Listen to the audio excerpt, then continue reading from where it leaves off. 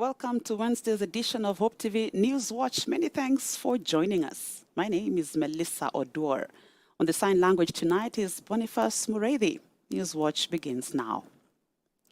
Today marks exactly 1 year since William Samoei Ruto was sworn in as the 5th President of the Republic of Kenya. In the run-up to the 2022 general elections, Ruto, who was the then Deputy President, and his running mate Rigathi Gachagua laid out a raft of promises under the Kenya Kwanza Alliance 5-point manifesto. The manifesto proposed reforms in agriculture, micro, small and medium enterprises, MSMEs, the economy, housing and settlement, healthcare and the digital superhighway, as well as the creative economy. Among the top issues Ruto and Gachagua vowed to tackle were economic recovery, reforms in the public healthcare system, and what they called an end to state capture. Now, as President Ruto and his deputy Rigathi Gachagua mark their first anniversary in office today, many Kenyans are now questioning whether he is barely approaching, meeting, or exceeding the expectation of Kenyans. Our reporter Alice Dana takes a look at how the Kenya Kwanza government is doing with the pledges it made to Kenyans immediately after taking oath of office 1 year ago. While taking his oath of office at Kasarani National Stadium on September 13, 2022, President William Ruto outlined his Kenya Kwanza government pledges that were hinged on 5 pillars, namely housing, health access, MSMEs and financing, agriculture and food security, and ICT and creative economy. Under this, Ruto vowed to cure the ailing economy and scale down the high cost of living, pay off Kenya's debts, create jobs for the unemployed hustlers, provide universal health coverage for many, and improve infrastructure. On agriculture and food security, he pledged to invest at least 250 billion shillings in 5 years to boost the sector. He also pledged to transform 2 million poor farmers from food deficit to surplus producers. So far, the government has subsidized fertilizers as a long-term strategy to achieve sustainability in food production in the nation. In the second pillar, which is MSMEs, he promised to provide 50 billion shillings every year to provide reliable access to credit, what we now know as the Hustler Fund. The government has managed to provide over 31.5 billion shillings towards providing reliable credit, otherwise known as the Hustler Fund, against a promise of injecting 50 billion shillings to the fund. The affordable housing plan aimed to build 250,000 new affordable houses every year, and they propose to do this through public-private partnership arrangements. The plan also included growing the number of mortgages to 1 million and the establishment of a settlement fund to acquire land and resettle up to 1 million landless families. The government has introduced a levy towards achieving the plan. The levy, contained in the Finance Act 2023, has seen Kenyans in the formal sector make a monthly contribution of 3%, which is payable by the employer and employee at a rate of 1.5% each. On the health pillar, the president promised a fully publicly funded primary healthcare system. The plan also proposed establishing new level 6 hospitals in 6 new cities and hiring an initial 20,000 healthcare workers.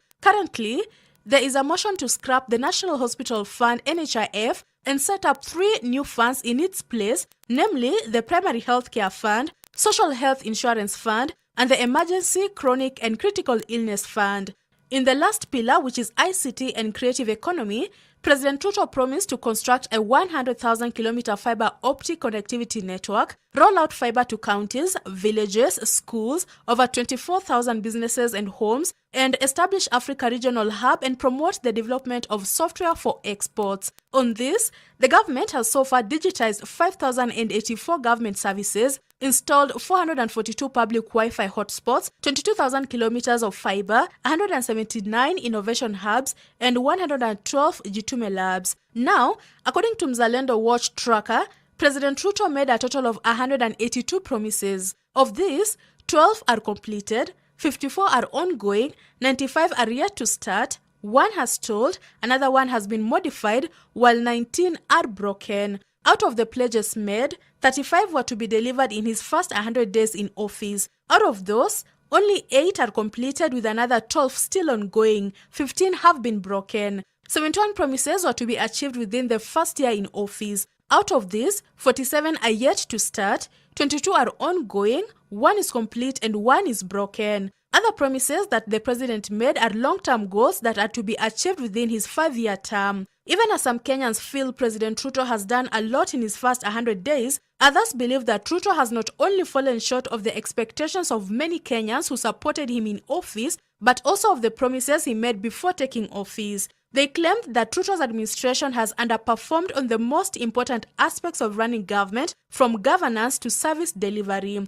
On Tuesday, research company Infotrack released a poll showing 40% of Kenyans gave Ruto an average performance score in his first year in office, while 30% gave him a poor score. The opinion poll further indicated that 53% of Kenyans think the country is not doing well, following the high cost of living, which they said the head of state has failed to address. Alice Diana, Hope TV Newswatch. We're still tracking President Ruto's 1 year in office, and civil society organizations have voiced discontent with the performance of President Ruto's administration 1 year after assuming office. According to the groups led by the Kenya Human Rights Commission, President Ruto's first year in office has failed to inspire hope among Kenyans and has instead negatively impacted their livelihoods. Among the issues contributing to this conclusion are the high cost of living, police brutality, uncontrollable public debt, and the increasing rate of corruption cases. Gloria Musimbi with more. As President William Ruto officially marks his first year in office today, members of the public, various political leaders and civil society organizations have expressed mixed reactions on his administration's performance. According to Kenya Human Rights Commission, President Ruto's first year in presidency has failed to inspire hope among Kenyans. I think we are all Kenyans, and we know we are facing what is called the betrayal in the city, the state of Kafira. If you read the betrayal in the city, there's a point Professor Francis Ibuga says we are facing, actually the state of nation is bleak and dire. And I have said we have moved a few steps forward and many steps backward.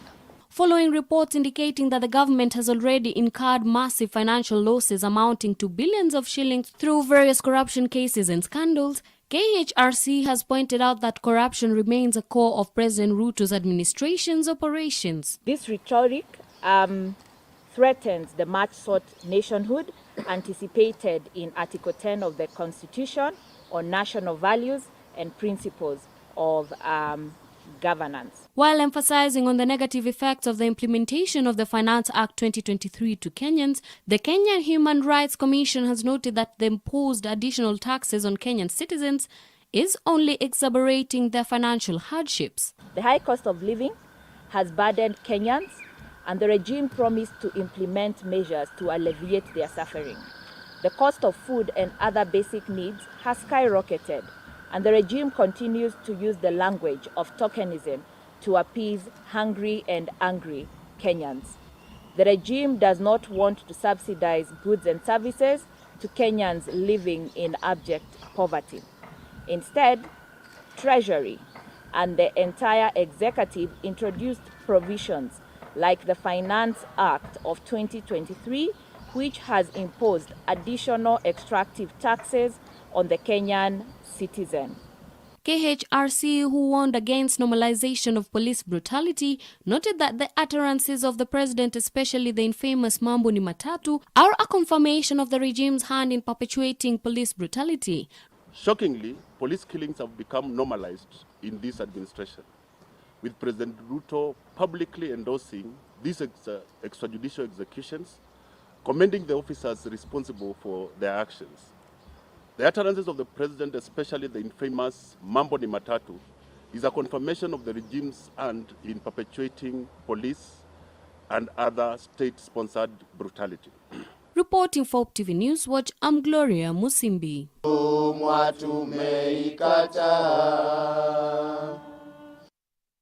Away from that now, the case challenging the implementation of the Finance Act 2023 kicked off today at the Milimani Law Courts, with the petitioners urging the three-judge bench to declare the act unconstitutional, null and void. Speaking during the hearing, Busia Senator Okia Omtata argued that the bill ought to have been subjected for consideration by both houses before being signed into law by President William Ruto. Here's Kennedy Kimani with the details. Close to 2 months after Chief Justice Martha Koome appointed a 3-judge bench comprising of Justices David Majanja, Lawrence Mugambi and Christine Meoli to hear the case challenging the implementation of the Finance Act 2023.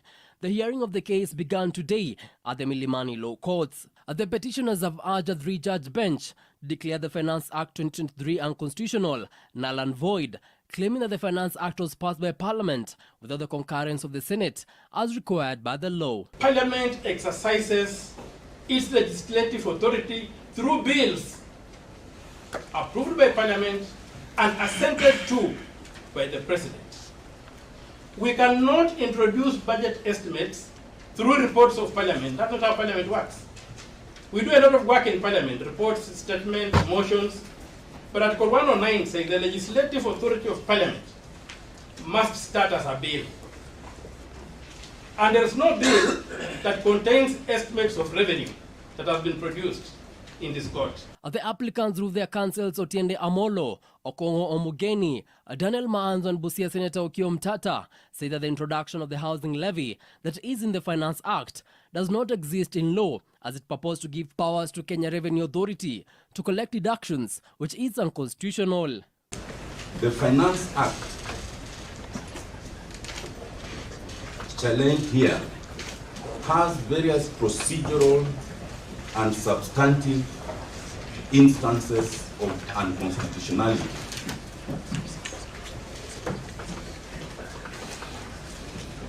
And cited instances of infractions of fundamental rights. The Supreme Court declined to stop the implementation of the Finance Act 2023 on the 8th of September after an appeal by Senator Omtata. Kennedy Kimani, Hope TV Newswatch, Nairobi. In a bid to accelerate the fight against corruption in the country, the Chief of Staff and Head of Public Service, Felix Kosgei, has met 13 heads of foreign missions to Nairobi to discuss areas of mutual cooperation. Parties have agreed on the need to identify key government institutions which are most susceptible to high graft and concentrate efforts to eliminating the vice, thus setting them up as an example to the rest. It has also called on the foreign missions to support efforts to carry out empirical studies on the true scale of corruption in the country, which he said is currently a matter of public conjuncture. He said the government is determined to place all its services on the e-citizen platform within a month as a way to minimizing human contact, which is often the genesis of corruption deals within government institutions.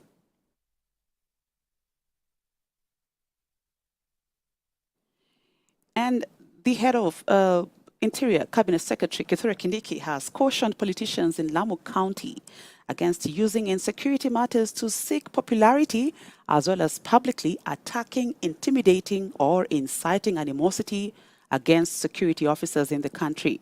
Speaking while officially opening the Lamu East Deputy County Commissioner's Office and Security Baraza, CS Kindiki further urged members of the diverse communities living in Lamu County to coexist in peace and harmony and resist attempts to incite animosity in the guise of addressing historical grievances.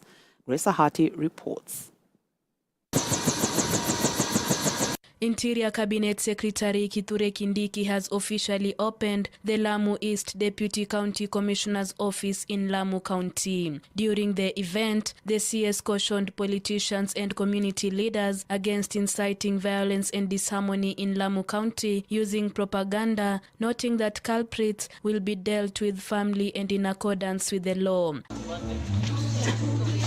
Addressing a security baraza in the county, Kindiki added that no political leader will be allowed to publicly attack, intimidate, or incite animosity against security leaders in the country. Kwa hivyo mambo ya wanasiasa kukuja kwa mikutano ya kiusalama, kuleta visanga, kuleta sarakasi, kutusi afisa wetu wa usalama ambao wengine wao wamelipa gharama ya juu zaidi ya kifo wakitulinda, mimi sitakubali hiyo maneno. Tunajua tuko na changamoto, hata sisi walinda usalama kuna mahali tumeona tunapaswa kufanya kazi zaidi na kurekebisha, lakini suluhisho sio kuchukua chombo cha kupaza sauti na kuanza kukemea maofisa wa kulinda usalama. I will not accept it.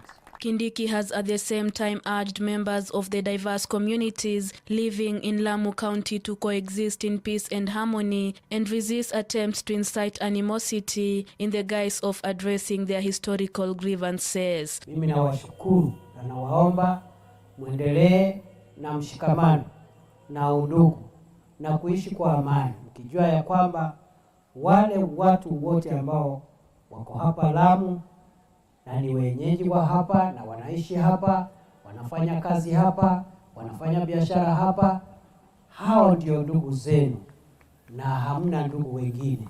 The CS has further expressed optimism that the government will successfully put a stop to terrorism and violent extremism in the country. Mimi niko na imani Mungu atatupa nguvu kama taifa la Kenya na tutashinda magaidi. We will crush terrorists. Hii biashara ya ugaidi tutaifunga. Hii biashara na duka ya ugaidi tutaifunga. Reporting for Hope TV Newswatch, I'm Grace Ahati. Let's take our first short break here on Newswatch. We'll be right back after these messages.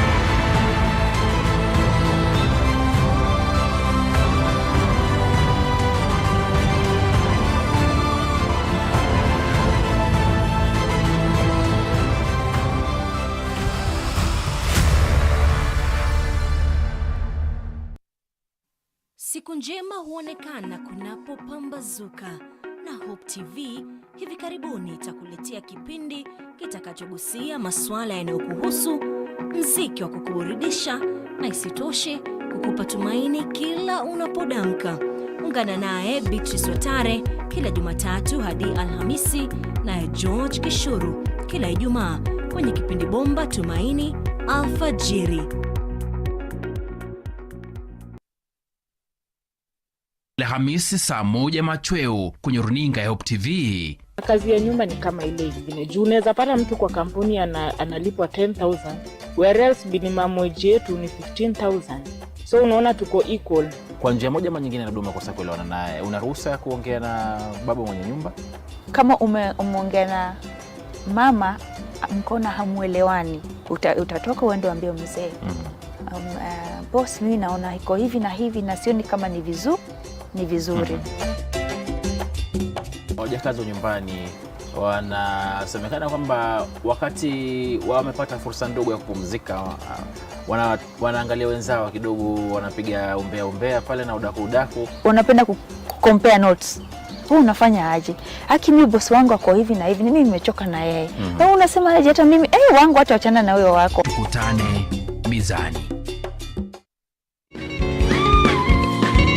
Thank you for consistently tuning in to watch and listen to our content both on Hope TV and Hope FM. You are the reason why we are on air. The CBS Family Service now comes to you every Sunday at 4 p.m. on Hope TV, Hope FM, and on Sitam Church Online. The Holy Spirit will empower our prayer lives.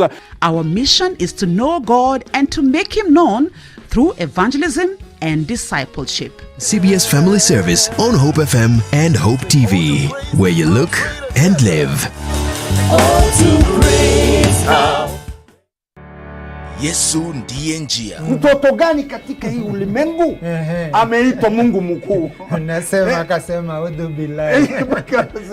Hata leo usisema udhu billahi, tafadhali usikize. Yesu ndiye njia. Uchambuzi wa masuala tata katika Biblia na vitabu vingine vya kidini. We don't believe that Christ was crucified. Christ was taken right to heaven by 4 angels, 4 archangels. Kama Muhammad ndiye alikuwa wa kwanza kuleta dini ya Kiislamu na alikuja after Jesus, sasa inawezekanaje Ibrahimu awe Muislamu, Musa awe Muislamu? Yesu ndiye njia. Jadala wa moja kwa moja kati ya walimu wa Kikristo na dini zingine.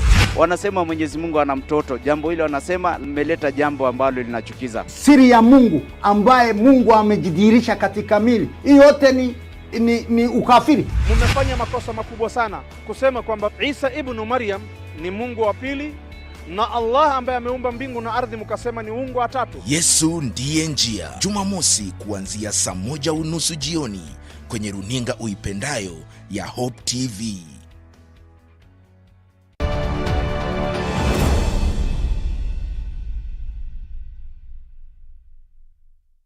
Welcome back.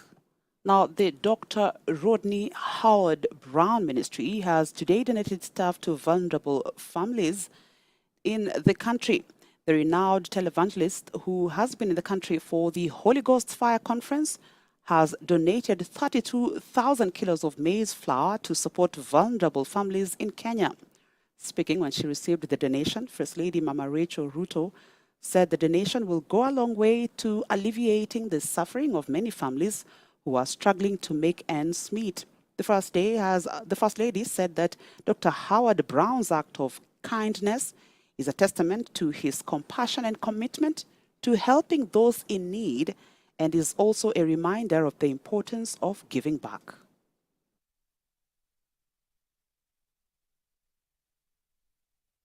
Now, Kenya is set to host the 3rd edition of the East Africa Regional Tourism Expo (EARTE) as the country roots for regional tourism. Already 250 exhibitors and over 700 trade investors have registered for the fair.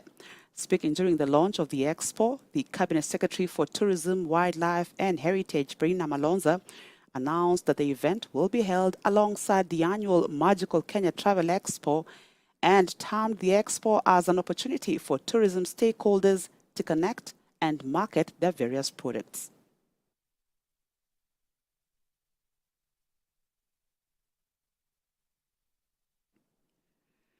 Now, exhibitors from various medical fields have presented their cutting-edge technologies and solutions during the Medic East Africa Conference and exhibition being held at the Kenyatta International Convention Center in Nairobi. The event will unite 5,000 plus global government officials, healthcare pros and investors to explore groundbreaking healthcare and lab innovations in East Africa. The event also offers free CPD accredited conferences for East African healthcare and lab professionals. We want to set a relationship with local dealers to sell our products, okay?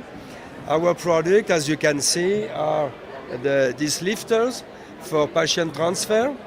We also have different kind of wheelchairs. We are focusing, specialized in the ICU room, delivery room, OR room for the hospital furnitures. And today we have bring the electrical delivery bed to the KICC for the Kenya market. And as you can see here, this bed comes with the backrest, leg rest, height functions, and with the Trendenberg and reverse Trendenberg positions to meet the basic need for the delivery room, to bring the comfortable positions for the pregnant women when they have the delivery of the baby. So our main form of treatment is known as IVF, which is in vitro fertilization.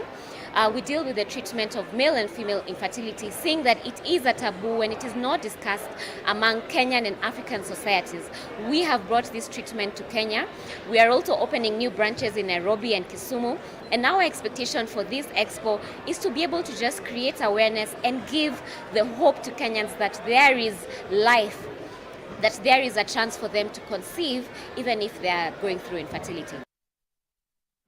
To some regional news now, officials are putting the death toll of tsunami-like floods in the Libyan city of Derna at more than 5,300 people.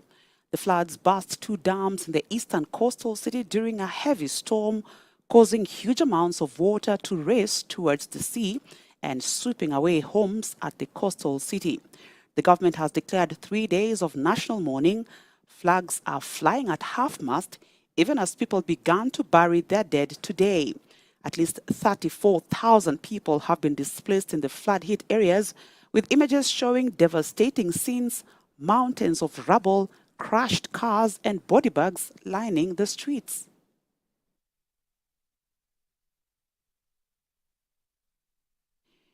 To our lessons from an entrepreneur today, working with leather to create functional purses and wallets is a craft that June Kendi has perfected as she engraves personalized messages for her clients for that personal touch. She shares her journey into the creation of Kendi leather craft on today's episode of Lessons from an Entrepreneur, coming up after this short break.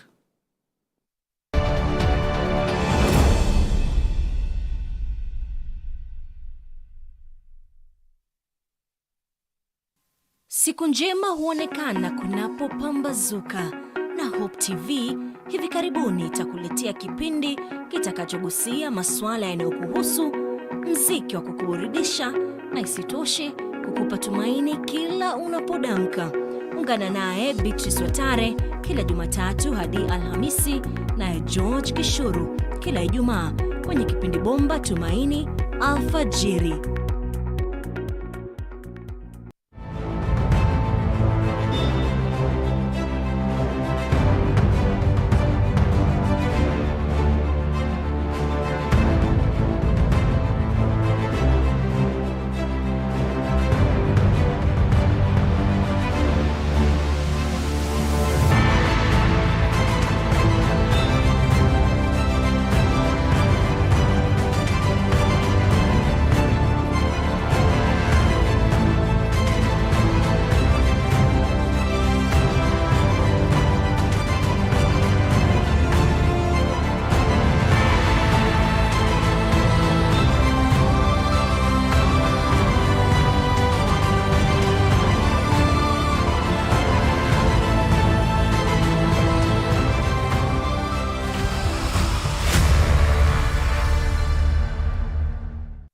Alhamisi saa 1 machweo kwenye runinga ya Hope TV. Kazi ya nyumba ni kama ile ingine. Juu unaweza pata mtu kwa kampuni analipwa 10,000, whereas minimum wage yetu ni 15,000. So unaona tuko equal. Kwa njia moja ama nyingine labda umekosa kuelewana naye, una ruhusa ya kuongea na baba mwenye nyumba? Kama umeongea na mama mkona hamuelewani, utatoka uende uambie mzee, boss, mimi naona iko hivi na hivi na sioni kama ni vizuri.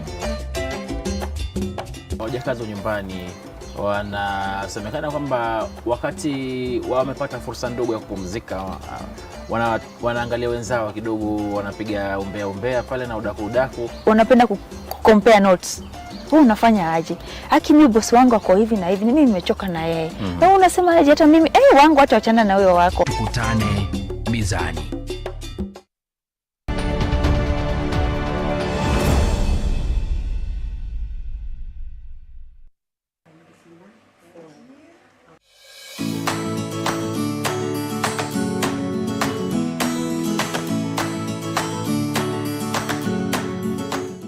Welcome to Lessons from the Entrepreneur. My name is Melissa Oduor. Today on Lessons from the Entrepreneur, we meet June Kendi, who is doing wonderful things with leather for your bag and your personal needs. She's going to share her journey into this beautiful enterprise. Welcome to the show. Tell us your name and when you started this leather work. Thank you, Melissa, for having me. My name is June Kendi, and I'm the founder and CEO of Kendi Leather Craft. I started this journey in 2018, but I started crafting in 2019. Yeah. So what exactly do you create in your space? I bought a wallet for my father, and he was so happy to receive it. But this was an imported wallet. then I realized that men love genuine leather, something elegant, unique, simple. So when I bought that wallet for him and it was imported, the desire to start selling the wallets began. But at this point, I used to purchase the China ones and then sell them. But now, with time, as I met clients, I realized what the quality they wanted, and I asked myself, why can't I create my own? Okay. Yes. So personalized items are your specialty. Yes. Tell us a bit about what it is that you create. Yeah. And up to the customization. With time, especially during COVID, people went to cashless. So from that, I was like, what can someone carry that it's not bulky? Something that is just easy to maneuver with. And through that, through trends of things happening is where I get the inspiration to design. So I get inspiration from clients, I get inspiration from friends, and also from what is going around. So through that, I come up with a design. I have a team of people now behind who bring the design work to life. So once I have the designs ready, there was now it's called engraving or personalization. So we engrave. So if you're buying it for your brother, your husband, you give us the words that you want on the wallet. So we write beautiful messages, we put your name on it, yes, and package it nicely and have it delivered to the client. Tell us what were you source for your materials that you use? Yes. Do you use locally available or you import? No. All our products we source locally, from the leather, the thread, everything. We source them from here, and we look for even the packaging itself, the packaging and everything. We work with other suppliers locally in Kenya. Yeah. When materials are brought from out of the country, people tend to think they are cheaper. Yeah. Compared to what is handy and made from locally, which is a bit more pricey. Yeah. So how do you go about navigating that terrain? Something about leather have different grades. And with the grades, the pricing goes up. So for Candy Leather Craft, we don't compromise on the quality. And even if you can see to the packaging of it, we will rather cost it at a higher price, but this is something that will last for a long time coming. So in terms of the pricing, we consider those factors in. And also we look at what fellow entrepreneurs in the leather are doing, how much they price it, because again, we don't want to overprice. Whereas, so you look into so many factors, what your competitors are doing, the type of material you're using, how much it's costing, to the packaging, and our pricing includes the engraving, which now the personalization. So once you buy, we don't charge anything extra. The only extra charge we do is the delivery cost. So you talked about personalized messages. Yes. And you as an entrepreneur, you are passionate about being very personal and intentional. Yes. Tell us a bit about that and what inspires that. On a personal level, I'm someone very intentional. And the look on my clients' faces when they get this personalized kind of gifts and they gift them, it's not really describable, but it's something very, very nice that you can imagine. You open your wallet, it's written happy birthday, wishing you many more to come, or just a lovely sweet message. This is something someone is carrying day in, day out. Some always even messages to encourage you, like God bless the work of your hands, keep pushing. So you can imagine you're getting your card, you're getting your money, you see that message, it pushes you, and then you remember the person who got it for you. So I love being intentional, and I have put that touch into my business. So tell us the range of products that you have currently. Yeah. What did you start with? So I started, we have the money clip wallet. We have named it Kirabo clip wallet. Kirabo so our products, some are not named, but the current ones. But the ones we started with, we have named our products. We named them according to, we have given them African names with meanings that have inspired throughout the journey. So the first one is the money clip wallet. I remember when I was designing this wallet, I got it as an inspiration from a friend, and they're like, you should try this, because that's when I was moving from the imported ones from China. Now I was starting, but I was so clueless. What will catch people? What will people buy? And the Kirabo, I designed it in 2020, and this was during COVID. This time people were going cashless. You were paying either through M-Pesa. If you're going to the supermarket, most people are using cards. The clip wallet doesn't have the normal slot for cash like the normal wallet. So you just use a clip to hold money. This is for someone who doesn't carry a lot of cash around. So that was the inspiration. No slot for cash. So we put just cards and someone who kidogo money. So the Kirabo, it means a gift from God, because this was the first design I ever did. It was the best seller because it was unique. I don't think there was any other person doing the clip wallet in Kenya by that time in 2020. Yeah. So where are the spaces that you normally sell your products mostly? Do you do it physically or online? No, we do it online. We through the social media, WhatsApp, Instagram, TikTok, Facebook. But now we're not in Facebook so much. Our main platforms are TikTok, WhatsApp, and Instagram. And then when you meet your clients, at times I love making the deliveries myself. So when you meet a client, they get to learn more about your products. They get to know more about your brand. You know, if you just, a client can just buy, they wouldn't really know, is there anything else? So even that word of mouth, when I meet with my clients, we talk more. I tell them more about products I sell, and also through referrals. I get so many clients through referrals because, like I said, the engraving personalization adds a special touch. So someone else they're like, oh wow, I'll love this. And yes. So yeah, that's how we do the selling. This is one of our latest designs. So once you open it, we have 6 card slots. You have a section where you can put your coins, a slot for your cash, and it's also quite big enough to put your phone. So you can just carry it like this with everything inside of it. And then we have the latest one. Oh, yes. This one, this is my latest baby. It's a day old. So this is the toiletry bag for guys who are traveling.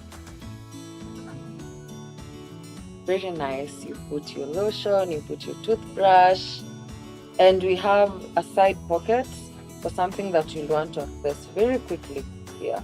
So it's very handy because you can also just put it nice in your suitcase, pack it, yes. Yeah. Then we have this is the one I was talking about, the Kirabo. Yeah. Yeah. Look at how sleek, just simple. So this is the clipper. You put your cash, you clip. It has slots for your card that are around 6. Yeah. We have our passport wallets for those traveling. Also, when we do these designs, we at least make sure it just doesn't carry one thing. Like for this, you put your cards, you can put cash on one side, put the wallet on the other side. We know we switch SIM cards, so you can easily just put your SIM card here, put your ticket here, and you just carry. So you just carry the cards that you may need when you're traveling. And then we have, this is now the normal kind. We call it the Nakia bifold wallet. So there are people, not everyone is into the clip wallet, so we have this one for them. So this one is the normal one. We call it Nakia. It means faithful. So God has been faithful in this journey. So that's why the name for it. Yeah. So this is called the Dakarai card holder. Dakarai means happiness. Candy leather brings me so much happiness when I'm designing. Yes. So this one, we decided to make it two-toned. It has two colors. It has black and it has mocha to bring that aesthetics. Yes. So for someone who just wants to carry cards, no cash, nothing, this is very nice for them. And then we have also clients who request for checkbook holders. So this is where we also blended the colors. So you can put your check, you can put your cash, you can put your cards and lock it. Yeah. So we try and make sure that each design is multi-purpose. You just don't carry one thing, you can carry multiple things. When it comes to the uptake of leather products, mostly we say the men love, leather wallets, Yes. Is it true? Is that the balance that you have of the clients that you have? Is it more female than male, or is it a balance of both? At first, majority of my clients were men, because I think a man can easily identify leather. At first, I will see it, and even when I get a male client, it's very easy. They're like I said, the names, they'll be like, I want the Kirabo wallet in this specific color, that's it. But over time, I love how women are appreciating the men in their lives. Because now with the personalization, they're like, oh wow, I would like to get this for my husband, for my brother, for my boyfriend, for my father. So especially things like on Father's Day. So the clients now it starts balancing. You get more women wanting to gift their men. And through that, I've found ladies now pushing me to do products for them because they've seen the quality in the men's wallet. I think I want to take you back to when you started this entrepreneurship journey. Yes. Because you already told me offset that you're actually 2 months off formal employment. You went fully into this. And I was like, wow. So tell us, what is it that inspires you up to the point where you're quitting your full-time job to venture fully into this? I've been since 2018 when I started Candy Leather Craft. I was employed. I think in 2 companies. I moved jobs. And it felt nice having a monthly salary as you do your hustle on the side. And it makes you very comfortable when even if I just sell a wallet or 2, I still have my monthly salary coming in. But with time, you realize you need to meet your clients' needs. And if you don't, there's always someone else out there doing the same thing, and they'll go to them. So I had to choose what I really wanted. The money was good. It gave me security. But with Candy Leather, I don't see it only as a channel for making money. I see this as something I can leave behind for my kids. Something my kids can pick up, something they'll be like, if one of them wants to go with what their mom was doing, I want it to be a legacy years later. It was a big risk because you shorten your channels for money and have to concentrate on one thing. But meeting my clients, seeing the happy faces, how happy they are with the products, it pushes me. Yeah. So how has it been? 2 years, 2 months, I think, but 2 months into now going fully into doing this? I feel I'm now more busier than when I was in employment, because now your expectations from the clients are higher. They expect more, they expect timely delivery, they expect new design, they expect you to go to bigger levels. So it's very satisfying, honestly, I could say. Yeah. What is your parting shot, especially to anybody who would want to venture into that space and they probably don't know where to start? What would you advise them? One, have passion in it. Have passion in what you want to do, because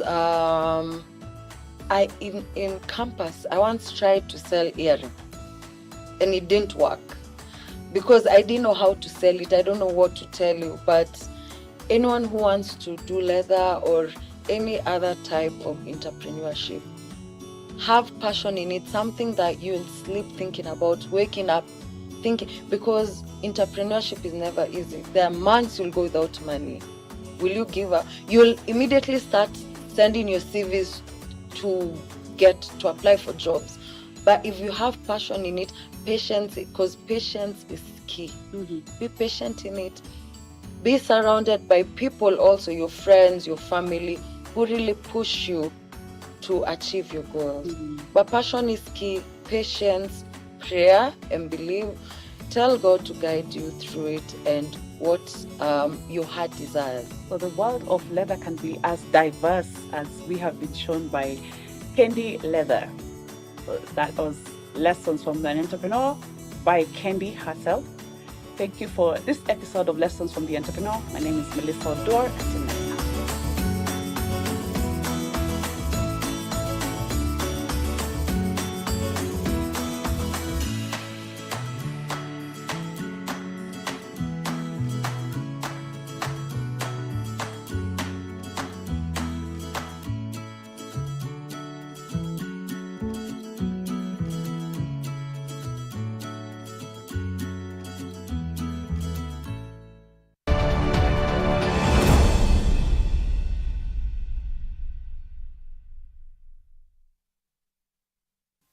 Siku njema huonekana kunapopambazuka, na Hope TV hivi karibuni itakuletea kipindi kitakachogusia masuala yanayokuhusu, muziki wa kukuburudisha na isitoshe kukupa tumaini kila unapodamka. Ungana naye Beatrice Watare kila Jumatatu hadi Alhamisi, naye George Kishuru kila Ijumaa kwenye kipindi bomba Tumaini Alfajiri. Alhamisi saa 1 machweo kwenye runinga ya Hope TV. Kazi ya nyumba ni kama ile ingine. Juu unaweza pata mtu kwa kampuni analipwa 10,000, whereas minimum wage yetu ni 15,000. So unaona tuko equal. Kwa njia moja ama nyingine labda umekosa kuelewana naye, una ruhusa ya kuongea na baba mwenye nyumba? Kama umeongea na mama mkona hamuelewani, utatoka uende uambie mzee, boss, mimi naona iko hivi na hivi na sioni kama ni vizuri. Wajakazi wa nyumbani wanasemekana kwamba wakati wamepata fursa ndogo ya kupumzika, wanaangalia wenzao kidogo, wanapiga umbea pale na udaku. Wanapenda compare notes. Wewe unafanya aje? Haki mimi boss wangu ako hivi na hivi, mimi nimechoka na yeye. Wewe unasema aje hata mimi wangu hata achana na wewe wako. Tukutane mizani.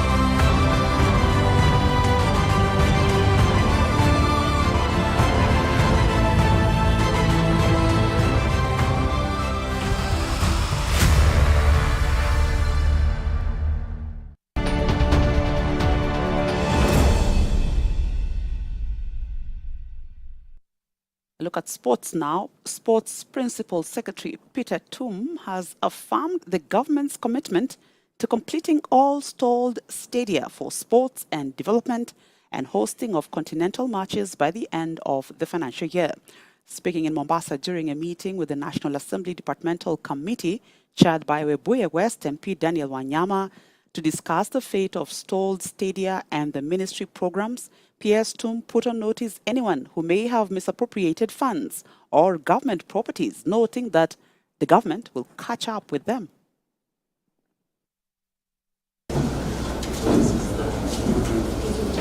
And we are happy to report today as a committee that the ministry has given us elaborate answers. One, on the stalled stadia that have not been completed since 2016. And they have given a commitment that all the stadia that are stalled, they are going to be completed in this financial year, other than the Camarine Stadium, which has been re-advertised. Mombasa Stadium is a stadium of the county government. And if they want some assistance, which the ministry has committed to come in and help, it is going to be done. As it were, the government and the Ministry of Sports, through Kenya Sports, through the Sports Kenya, they had brought there a tartan track. Talanta Hela program, where we will then be identifying talents. We will be using that avenue of the academies to be able to identify them. But is it the only thing that we are doing on the issues of the Talanta Hela? That the answer is no. We have just concluded at the regional level the football competitions that began during the holidays of August. And in December, we will be playing the qualifiers, and then after that, we will then have identified talents within that space that then can be scouted. That list is not conclusive because there are very many other factors that will come to play. What is it that we have in cost? And you know, we've stopped that aspect of us just creating facilities for the sake of political expediency or anything. We are looking into the science. What sporting activity do we have in cost that then will call for an infrastructure that is focusing there?